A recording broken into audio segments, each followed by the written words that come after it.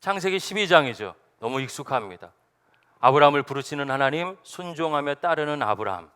익숙해서 이 의미나 은혜를 놓치기 쉽습니다. 근데 창세기 12장을 이해하려면 여러분 창세기 11장을 알아야 돼요.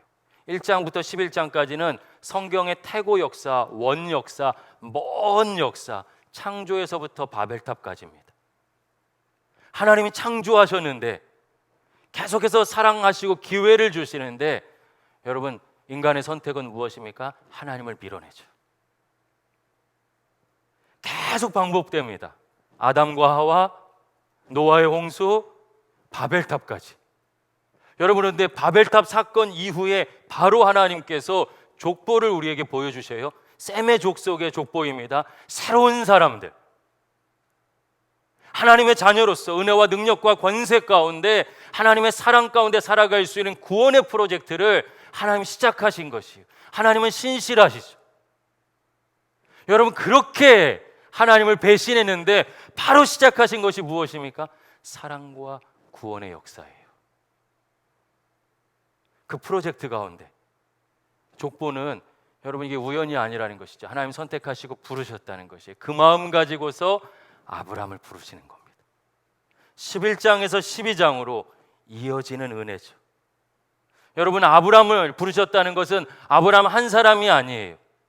저와 여러분을 향해서 우리의 부족함과 연약함, 무너짐에도 불구하고 여전히 하나님은 어떤 분이십니까? 신실하게 사랑하시고 부르시고 저와 여러분을 향한 구원의 역사를 이루어 가시는 사랑의 하나님이신 줄로 믿습니다. 12장은 하나님의 신실하심에서 시작되는 거예요. 여러분 이 신실하심이 없다면 우리가 한번 죄 지은 걸로 끝이 나는 거죠. 기회가 없습니다. 정말 그렇다고 생각해 보세요. 얼마나 무섭고 두려운 일입니까? 익숙해져 가벼워져 버렸지만 아브라함을 부르시는 사건은 하나님의 신실함에서 시작됩니다. 다시 기회를 주시죠. 그 하나님의 부르심 앞에, 하나님의 신실함 앞에 반응하며 아브라함이 길을 떠납니다. 여러분 어떤 반응을 보입니까? 고향과 친척과 그리고 아버지의 집을 떠나가죠. 사람은 유익이 있어야 움직이는데 완전히 다른 차원의 순종입니다. 우리 말씀 보면 너무 인본주의적인 나 중심의 신앙생활에 익숙해져서 아이고 하나님 힘들어요. 어떻게 고향과 친척과 아버지 집을 떠납니까? 하나님 나를 괴롭히셔요. 못 살게 굴어요. 이렇게 생각합니다. 성경을 보는 바른 눈은 도대체 하나님의 신실하심과 부르심이 얼마나 큰 거야? 어떤 거야? 얼마나 위대하고 놀랍기에 이토록 아브라함을 움직이는 거야. 이게 성경이 말하는 거죠. 얼마나 위대한 사건이면 한 사람의 인생을 이렇게 송두리째 변화시킬 수 있습니까? 멈춰있지 않게 하는 것이에요. 성령의 역사가 강력하게 초대교회에 임하니까 여러분 초대교회가 기도하는 가운데 말씀 가지고 기도하는 가운데 진동이 일어나죠. 땅이 흔들립니다. 여러분 그대로 멈춰있을 수 없는 거예요. 그들의 삶이, 그들의 하루하루가 성령의 권능 가운데 진동이 일어납니다. 우리를 가만 내버려 두시지 않는 거예요. 하나님의 은혜 가운데 그 놀라운 은혜를 찬양하며 살아갈 수밖에 없는 삶의 진동, 강력한 역사가 있는 것이죠. 하나님의 부르심은 신비입니다. 여러분 아무리 말해도 모르기 때문에 예수님이 뭐라고 그러셔요? 들을 귀가 있는 사람만 들어라. 하나님의 부르심은 이처럼 신비롭고 강력해서 인생을 변화시킨 것입니다. 내가 너를 복주고 복의 근원 되겠다. 여러분 오늘날의 사람의 이 영악한 눈으로 보면 공수표죠. 철없어 보이는 약속입니다. 그런데 하나님의 하나님 되심을 깨달은 아브라함은 어떻습니까? 심장이 뛰는 거예요. 모든 것을 내려놓고 떠날 정도로 강렬했습니다. 그가 어떻게 어제의 아브라함입니까? 하나님을 신뢰하는 믿음의 사람으로 거듭난 것이죠. 새 사람. 믿음이란 보이지 않는 것을 보는 눈입니다. 누가 이렇게 물어봐요. 어떻게 봅니까? 전 오히려 역으로 물어보고 싶어요. 믿는데 어떻게 보이지 않습니까? 하나님이 내 삶의 주인 되셔서 보이지 않는 영적인 세계를 열어주셨는데 어떻게 세상의 것만 보실 수 있습니까? 자기 수준에 머물러 있는 것입니까? 여러분, 믿으면 당연히 보이는 거예요. 보니까, 여러분, 하나님의 나라를 보니까 그 사람은 움직이죠. 행위가 아닙니다.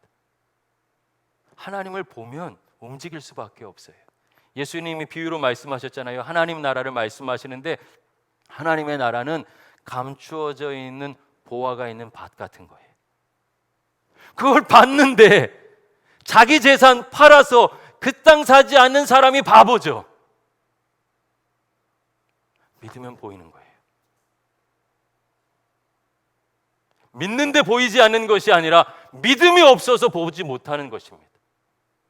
하나님이 능력 없으신 것이 아니라 내가 지금 믿음 가운데 있는지 없는지를 돌아봐야 됩니다. 믿음은 보이지 않는 것을 보고 바라는 것들의 실상이 되며 현실이 되는 거죠. 바라봤는데 그게 추상적인 것에 멈추는 것이 아니라 내 삶의 현실이 되는 것이에요. 당연히 삶의 변화가 일어나죠.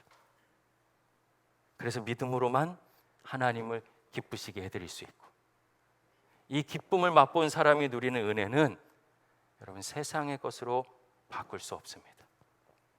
창세기 12장 4절 말씀 찾아보실까요?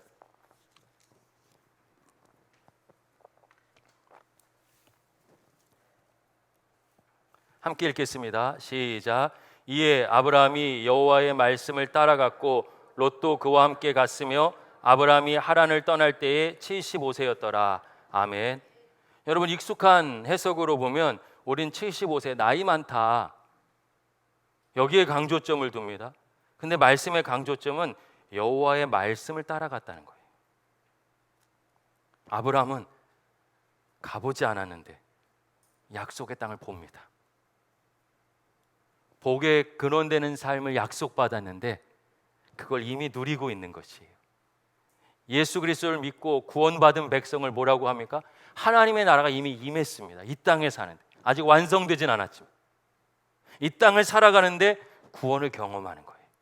구원은 죽어서 천국 가는 정도에 머무르는 것이 아니라 이 땅에서 나를 가로막는 모든 장애물로부터의 해방이죠. 하나님이 그걸 경험시켜 주시기 때문에 천국을 소망하고 영원한 하나님의 삶으로 들어가는 것입니다. 그 생명으로 들어가는 것이죠. 보니까 안락한 삶을 내려놓을 수밖에 없어요. 하나님의 부르심에 정면으로 온 마음 다해서 반응합니다. 믿음이죠. 믿음은 말씀에 따라 순종하는 것입니다. 마침내 가나안 땅에 도착했습니다. 짠하고 엄청난 축복 임하길 바라죠. 그만큼 우리가 무속적인 신앙에 익숙한 것이에요. 기독교 신앙의 믿음은 마술이나 내가 원하는 대로 이루어진다, 이렇게 될 줄로 믿습니다 하는 신념이 아닙니다.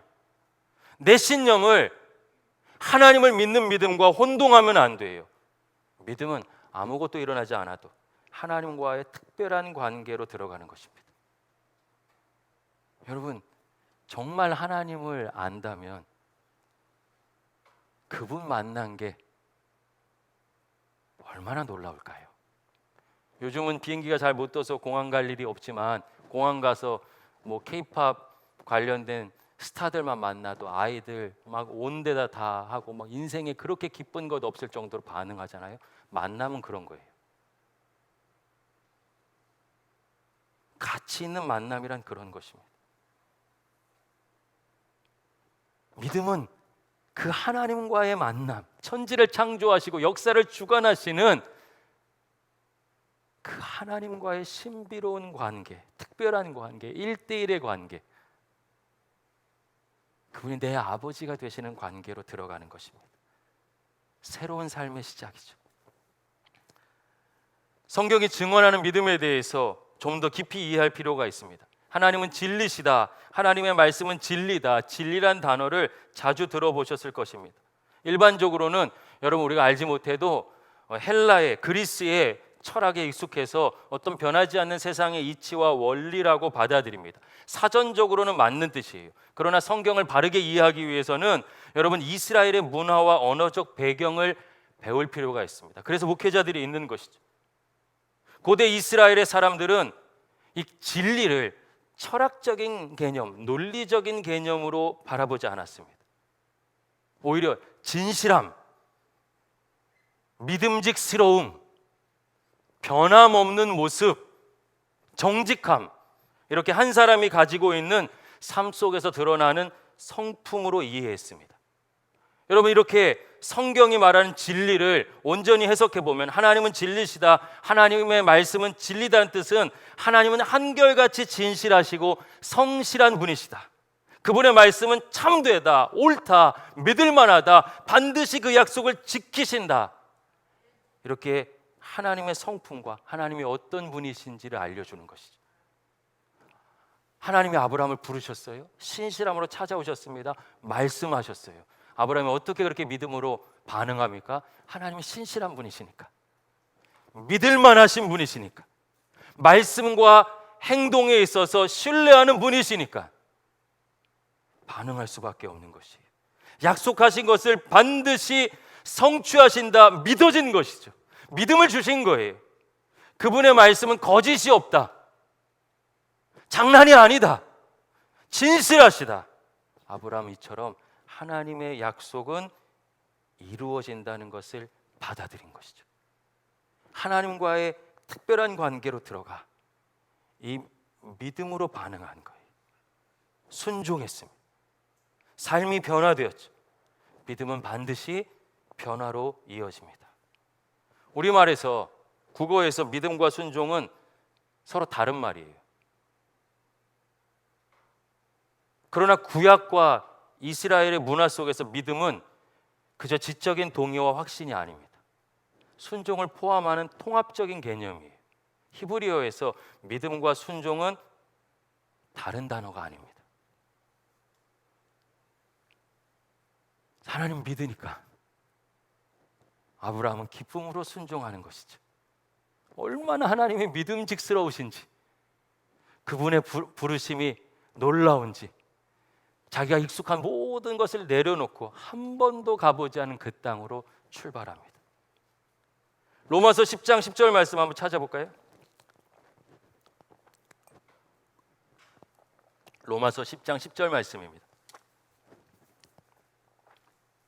화면에도 있어요. 우리 함께 읽어보겠습니다. 시작. 사람이 마음으로 믿어 의에 이르고 입으로 시인하여 구원에 이르느니라. 아멘. 여러분, 이 말씀은 너무 은혜로운 말씀이죠. 믿기만 하면 하나님의 자녀가 되고 구원받을 수 있는 특권을 얻기 때문입니다. 변하지 않는 진실한 말씀이고 우리 모두에게 반드시 이루어질 축복의 말씀입니다. 그런데 위험 요소도 있어요. 곡해하게 만드는 거죠. 오해하게 만들고 착각하게 만듭니다. 마음으로 믿어 의에 이르고 입으로 시인하여 구원에 이른다는 것을 내 마음대로 믿는다, 삶의 변화 없이 그냥 머리로만 동의한다, 이런 뜻으로 해석하는 경우가 많습니다. 이 본문에서 마음은 헬라어 카르디아, 히브리어는 레브예요. 레브. 이 레브는 사람의 가장 깊은 내면입니다. 진짜 나라고 말할 수 있는 나의 중심입니다. 그리고 구약의 사람들은 마음을 하나님을 만나는 곳이라고 봤고, 신약은 성령이 거하시는 성전으로 보죠. 여러분, 마음으로 믿는다는 것, 하나님을 만나는 곳, 성령이 거하시는 곳, 내가 믿는다고 할 때 마음으로 믿는 거니 거기에 누가 계신 거예요? 하나님이 계셔요. 하나님이 계신 그곳에서 입술로만 아멘 하고 모른 척하고 사는 그 믿음을 보일 수 있을까요? 인생의 모든 거짓을 분별하시는 하나님, 죄는 결단코 용납하지 않으시는 하나님 앞에서 우리가 입술로만 아멘 할 수 있을까요? 말씀은 오늘 우리의 마음을 두드리고 계신 거예요. 마음으로 믿는다는 것은 결코 순간적인 생각이나 단순한 동의 정도의 가벼운 것이 아닌 것입니다. 입으로 시인한다는 것도 아셔야 돼요. 그 의미를. 여러분, 구약은 하나님의 사랑을 언약 또는 자비라는 의미를 가지고 있는 헤세드로 표현합니다. 헤세드. 하나님의 사랑, 하나님의 자비, 헤세드예요. 그런데 신약은 여러분 사도 바울이 중심이 되어서 자비, 헤세드를 표현하지 않고 은혜를 이야기하죠. 은혜. 여러분, 은혜를 이야기합니다. 이 은혜는 뭡니까? 하나님께서 공짜로 구원을 주셨다는 거예요. 근데 여러분, 이 은혜는 로마 시대에 통용되던 카레스라는 단어입니다. 누가 쓸 수 있는 단어였냐면 황제가 쓰는 단어예요. 황제가 갑자기 어느 날 시골 촌부를 찾아와서 당신을 내가 이 의회의 의원으로 부르겠어. 내 옆에서 나의 이 모사가 되어 주시오. 여러분, 그러면 시골 촌부로 살던 그 사람이 어떻게 될까요? 값없이 나를 인정해주고 공짜로 은혜를 주는 황제 앞에 당연하게 필연적으로 어떤 반응을 보일까요? 충성하는 것이죠. 은혜는 충성과 떨어질 수 없는 단어입니다. 공짜로 준 건데 그게 너무 감격스러우니까 당연히 충성의 반응을 가져오는 것이.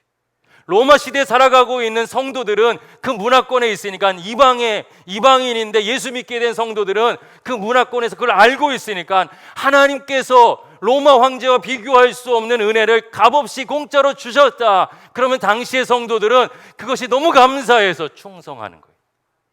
떨어질 수 없는 거죠. 근데 충성은 빼고 그냥 공짜로 내가 무슨 짓을 해도 내 구원은 괜찮아 하는 아니란 믿음은, 여러분, 성경적인 믿음은 아닙니다. 입으로 시인한다는 것은 이 사도 바울 로마서, 로마 교회를 향한 편지였잖아요. 당시에는 기독교의 적대적인 환경이었습니다. 황제만 주님인, 황제가 다스리는 곳이죠. 황제 외에 다른 신이, 또 다른 사람이 주인이 된다는 것은, 여러분, 이거는 뭐냐면 모반 같은 거예요.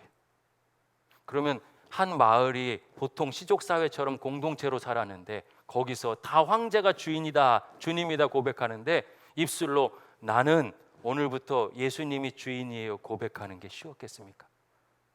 역사로 바라보면 실제적으로는 그는 삶에서 누릴 수 있는 경제적인 또 안전에 관련된 모든 특권을 박탈당했다.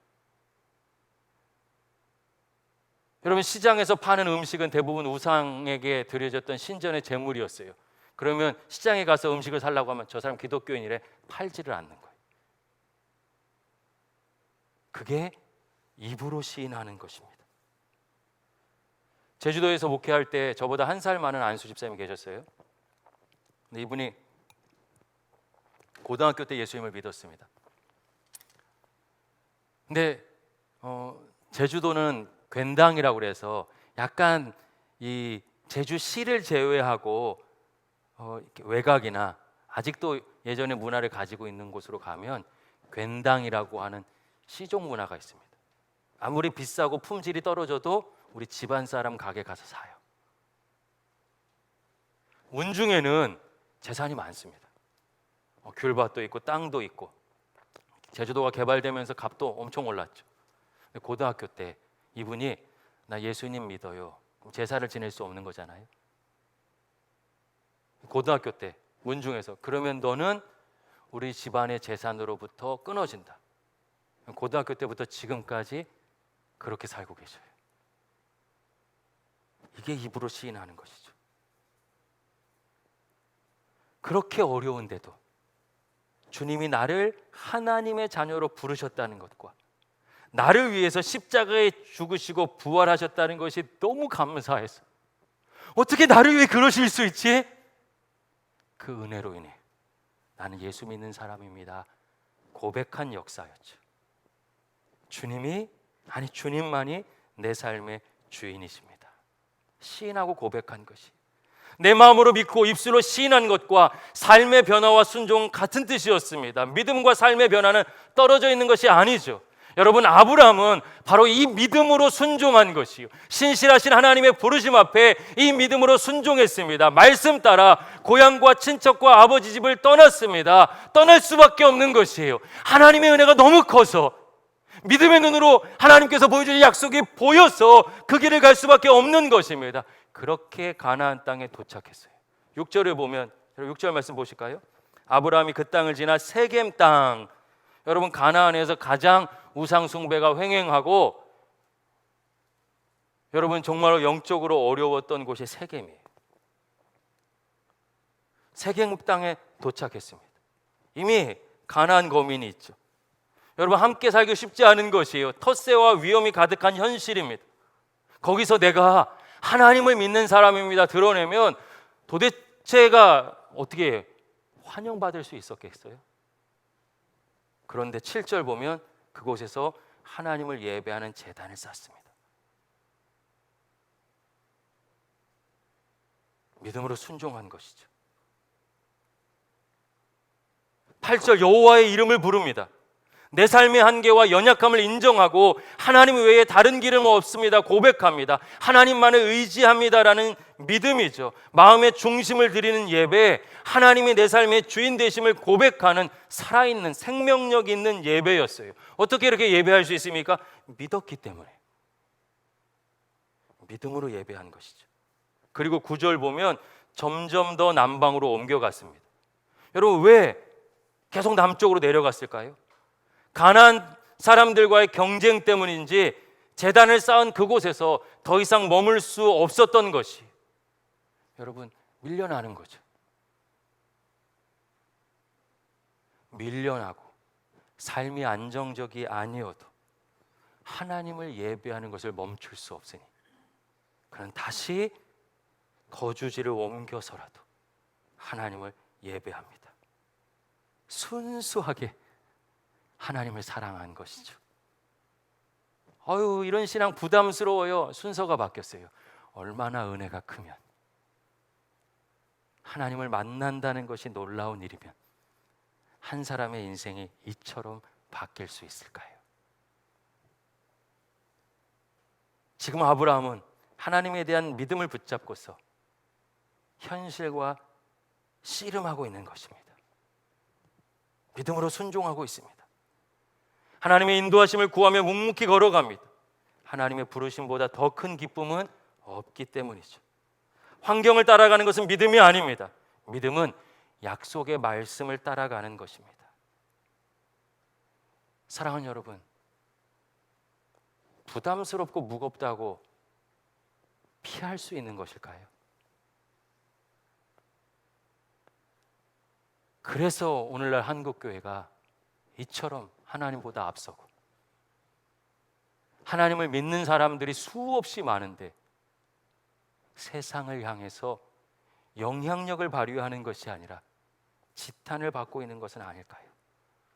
저 사람들 왜 저래 하지만 실상 내 삶의 주인도 세상인 것은 아닌지 오늘 말씀은 정직하게 대답해 보라고 우리의 마음을 두드리고 있습니다. 물론 아브라함이 완벽한 믿음의 사람이었던 것은 아닙니다. 12장 10절을 보면 바로 이어지는 이제 전환된 것이 얼마나 시간이 흘렀는지 모르지만 새로운 장면으로 전환됩니다.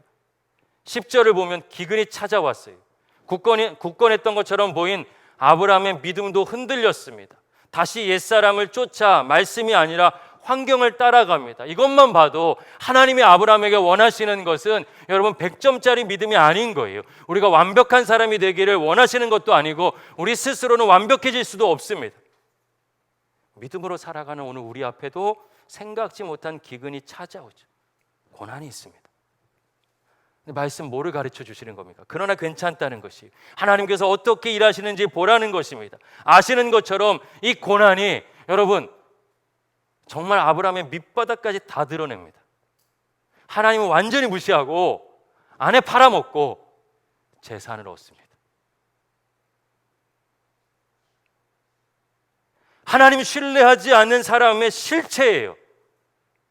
그런데 정말로 분투하면서 말씀을 붙잡고 싸웠던 아브라함을 향한 하나님의 신실함은, 여러분, 아브라함은 넘어졌지만 하나님은 어떠세요? 하나님의 신실함은 끝이 없는 것이죠. 이번엔 아브라함 혼자 감당을 못하니까 하나님이 업고 뛰시는 것입니다. 아브라함을 애굽에서 건져내시죠. 이 고난의 사건은 아브라함에게 상처요 부끄러운 기억이 될 수는 있지만 영적으로는 보약이 되죠.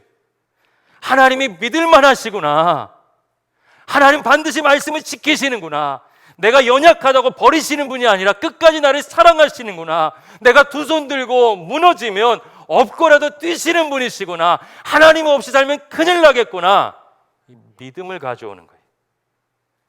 12장을 지나서 창세기 13장, 14장을 보십시오. 13장 보면 조카 롯 가운데, 여러분, 누가 좋은 땅 갈래? 그러니까 아브라함이 뭐라고 합니까? 네가 먼저 선택해. 마음이 넉넉해서가 아니에요. 하나님의 진리를 바라본 것이죠. 아, 땅이 좋냐 나쁘냐가 문제가 아니구나. 하나님이 함께 하시면 이집트의 바로 왕도 문제가 될 것이 없구나. 하나님은 신실하시구나, 참되시구나, 능력 있으시구나, 믿을만 하시구나. 그러니까 뭐라고 합니까? 너 좋은 거 선택해. 삶에서 믿음이 드러납니다. 여러분, 12장의 아브라함도 소중하지만 13장엔 성장한 아브라함이죠. 14장엔 가나안 연합군이 롯을 잡아가 버립니다. 그러니까 사흘깃을 밤낮으로 뛰어서, 많이도 아니고 300여 명 데리고 쳐들어가서 기습해서 하나님의 권능 가운데 롯을 구해오죠. 얼마나 놀라운 변화입니까? 하나님은 성실하시고 변함없으시며 그분의 사랑은 끝이 없습니다. 그 사랑을 기억하고 주님과 동행하는 것이 믿음이죠. 그 사랑이 아브라함을 변화시켰습니다. 성장시켰습니다. 여러분, 이 하나님의 약속이 얼마나 위대한지 아브라함에게서 멈춘 것이 아니라 이제 오랜 시간이 지나서 아브라함 자손들이 다 이집트에서 노예가 됐어요. 노예인 이스라엘 백성은 잊었는데 하나님은 신실하셔서 기억하시고 찾아와 약속을 지키시죠. 이집트에서 노예로 살고 있는 그들을 건져내십니다. 우리를 향해서도 하나님은 동일한 은혜, 동일한 약속, 동일한 신실하심으로 동행해 주시는 줄로 믿습니다. 할렐루야. 교회 역사 속에서 많은 믿음의 선배들이 남겨준 귀중한 간증들이 있습니다. 여러분 많이 들어보셨죠? 위대한 믿음은 큰 싸움의 결과이다. 위대한 간증은 커다란 시험의 결과이다. 위대한 승리는 고난 뒤에 하나님께서 맺어주신 열매이다. 우리 그리스도인들은 많은 세월 동안 고난을 통해서 여러분 넘어진 것이 아니라 오히려 주님을 더 닮아가게 되고, 이분이 믿을 수밖에 없는 분이구나, 의심할 여지가 없는 분이시구나, 살아계시는구나 확인했으며 이전과 다른 믿음으로 일어섰습니다. 요즘 우리 묵상하고 있죠. 베드로전서 1장 6절에서 7절 말씀 한번 찾아볼까요? 다 같이 화면을 볼게요. 베드로전서 1장 6절에서 7절 말씀입니다. 함께 읽겠습니다. 너희가 이제 여러 가지 시험으로 말미암아 잠깐 근심하게 되지 않을 수 없으나 오히려 크게 기뻐하는도다. 너희 믿음의 확실함은 불로 연단하여도 없어질 금보다 더 귀하여 예수 그리스도께서 나타나실 때에 칭찬과 영광과 존귀를 얻게 할 것이니라. 아멘. 여러분, 우리 삶 가운데 시험이 찾아오는데 잠깐이래요. 오히려 크게 기뻐하게 된다고 약속하십니다. 무엇 때문에 그렇습니까? 믿음의 확실함 때문에 그래요. 내 생각, 내 신념의 확실함이 아니라 하나님의 진실하심, 하나님의 신실하심, 하나님의 변함없으신 하나님의 약속을 믿는 믿음이죠. 그 믿음은 얼마나 확실한지 불로 연단해도 사라지지 않고 세상에서 가장 가치 있는 금보다도 귀해서 마지막 때에 주님 다시 오셨을 때에 여러분 세상의 것은 아무것도 들고 갈 수 없잖아요. 그런데 이 믿음은 들고 갈 수 있는 것이, 칭찬과 영광과 존귀를 얻게 하는 가장 소중한 것이라고 약속하고 있습니다. 여러분, 그것이 믿음이에요. 하나님 아브라함을 그렇게 부르셨고 신실하게 사랑하셨으며 교회 역사 속에서 동행하셨으며 오늘 우리를 부르시죠. 환경을 따라가는 것은 믿음이 아닙니다. 믿음은 약속을 따라가는 것입니다. 아유, 목사님 힘들면 어떻게 해요? 그러면 두 손 들고 기도해야죠. 부담스럽다고 내려놓는 것이 아니라, 도망가는 것이 아니라 있는 모습 그대로, 하나님 여전히 연약합니다. 하나님께서 불쌍히 여겨주시지 않고선 살 수 없습니다. 하나님 앞에 서셔야죠. 가짜 믿음을 능력 있다 말할 수는 없는 것입니다. 마당만 밟고 가는데 하나님을 만날 수는 없습니다. 그건 거짓말입니다. 그러나 우리가 아무리 부족할지라도 하나님은 신실하시기 때문에 변함없이 찾아오셔서 마음을 두드리시고 우리를 다시 일으켜 세워 주실 줄로 믿습니다. 할렐루야. 코로나19 상황, 가정과 직장, 그리고 우리 일상의 삶이 위협받고 있습니다. 기근이 왔죠. 심각한 기근입니다. 영적으로 너무 메말라갑니다. 그러나 이 현실의 한복판에서 기대할 것은 환경이 바뀌는 것이 아니라 하나님의 신실하심이죠. 어떤 환경과 상황도 뚫어내시는 변함없으신 하나님의 사랑, 믿음의 능력. 여러분, 우리는 분별할 것이 한 가지 있습니다. 요즘 교회에 확진자들이 생겨서 위축되시는 분들이 많으신 것 같아요. 여러분, 방역에 최선을 다하고 안전을 준비하는 것은 마땅히 해야 될 일입니다. 거기에 문제가 있다면 잘못을 시인하고 고쳐야죠.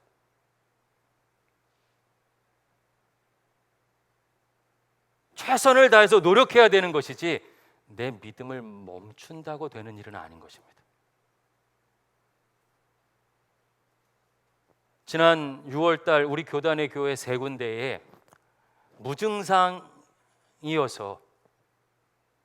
알지 못하는 상태 속에서 예배에 참석한 성도가 있었던 교회들이 3군데가 있었어요. 그런데 너무 철저히 지켜서 그 다음으로 한 분도 이어지지 않았어요.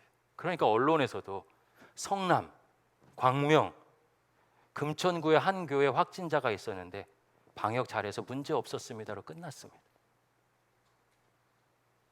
만약 우리가 또다시 사회적 거리두기를 고강도로 하게 된다면 2단계, 3단계로 간다면 우리는 멈출 것입니다. 지금 그런 상황이 아니에요. 안전에 최선을 다하면서 안전을 준비하고 방역에 최선을 다하는 것처럼 내 영적인 신앙생활을 위해서도 최선을 다해야 됩니다. 우리 교회는 지금까지도 그래왔고 앞으로도 그럴 것입니다. 지난주를 보신 것처럼 우리는 더 철저히 하는 데서도 더 갈 거예요. 그러나 그것이 내가 지금 믿음을 멈춰도 된다는 뜻은 아닙니다. 코로나19 때문이 아니라 코로나19를 핑계 삼아 내 신앙을 합리화해서는 안 되는 것입니다. 심각한 영적인 손실이죠. 하나님의 신실하심을 놓치는 영적으로 가장 어리석은 일입니다. 위기 상황은 더욱 하나님의 은혜가 필요한 순간이고 친밀히 교제하는 순간이죠. 교제해야 되는 순간입니다. 만약 만날 수 없다면 여러분 예배를 멈추는 것이 아니라, 그래서 지난 9주간 우리가 어떻게 했습니까? 예배의 방법을 바꾼 것이죠. 온라인으로. 대면하기 어렵다고 오이코스 교제를 멈추는 것은 하나님의 뜻이 아닙니다. 무엇을 해야 됩니까? 방법을 바꿔야죠. 교회 확진자가 나오고 세상에서 우리에 대한 눈길이 안 좋다고 그거 핑계 삼아 멈춘다면 여러분 더 영적으로 나락으로 떨어지는 것입니다. 그게 문제된다면 안전을 위해 최선을 다하고 방법을 바꾸면 되는 거예요. 우리 다음 세대 성경학교 멈추지 않습니다. 오히려 이 시기는 아이들을 위해서 더 은혜가 필요하죠. 그러니 캠프 가지 않고 방법을 바꿔서 가정과 교회에서 새로운 시도를 하는 거예요. 실패할 수도 있습니다. 모자랄 수도 있어요. 그러나 건져주시는 신실하신 하나님을 믿기 때문에 우린 다시 도전하는 거예요. 아브라함은 이 믿음으로 달려갔습니다. 요즘 묵상을 나누는 가족들이 점점 늘어나고 있어요. 이 진심을 받아줄 분들을 찾으며 연락드리고 싶어요. 1대1로도 해보고 그룹으로도 해보자. 방법을 바꾼 거죠. 만나서 할 수 없으니까. 그러나 하나님과의 친밀한 교제는 반드시 필요하니까 신앙 안에서 홀로 서면서 문자나 전화나 때로는 영상으로 나누는 거예요. 영상으로 나눠보니까 제가 제 얼굴 보는 게 시험에 들어요. 너무 힘들더라고요. 그래도 시도해야죠. 멈춰 있을 수 없는 거예요. 어렵기 때문에 지금은 어쩔 수 없어. 그건 하나님의 음성이 아닙니다. 여러분을 무너뜨리기를 기뻐하는 사단의 음성이죠. 수없이 넘어졌으나 하나님의 신실하심을 기억했던 아브라함은 결국 믿음의 조상이 됩니다. 부담스러운 걸로 생각해서 아들을 바쳐야 된다면 누가 할 수 있겠습니까? 여러분 성경대로 이해하셔야죠. 얼마나 하나님이 믿을만 했으면 믿고 아들을 맡겼을까? 그 하나님이 우리를 부르시는 거예요. 나의 하루 속에서, 가정과 일터에서, 내 고단한 일상과 영혼 위해서, 그리고 사랑하는 다음 세대와 가정을 위해서 다시 이 믿음으로 하나님 앞에 서는 신세계 공동체 될 수 있기를 예수님의 이름으로 간절히 축복합니다. 할렐루야! 기도하겠습니다.